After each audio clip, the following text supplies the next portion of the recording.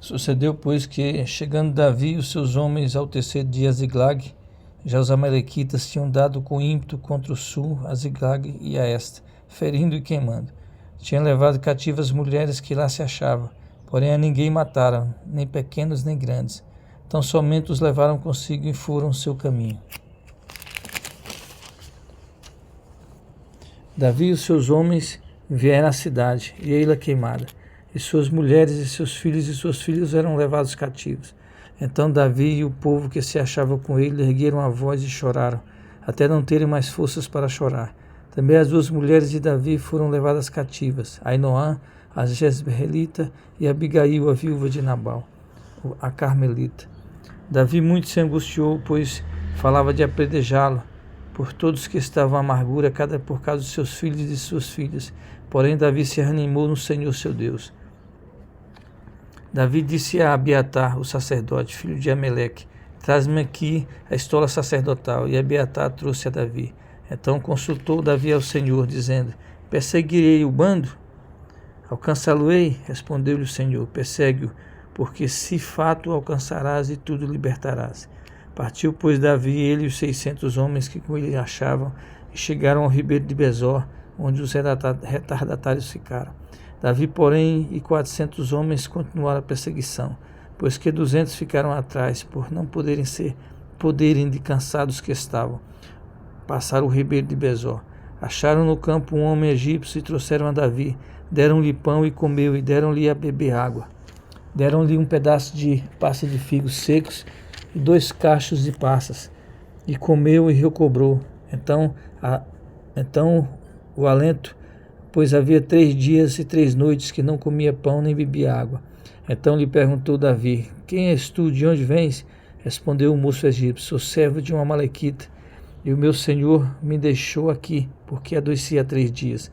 Nós demos um ímpeto contra o lado sul dos Queretitas, contra o território de Judá e contra o lado sul de Caleb, e pusemos fogo em Ziglag. Disse-lhe Davi: poderias descendo guiar-me esse bando?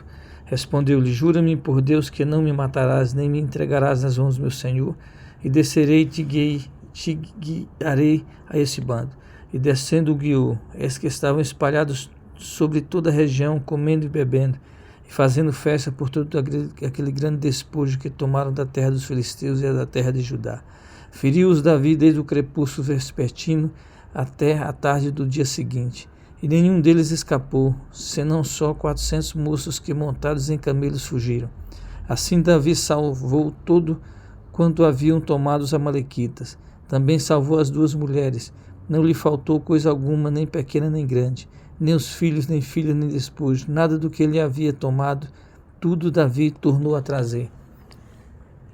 Também tomou Davi todas as ovelhas e o gado, e o levaram diante de Davi, e diziam: esse é o despojo de Davi.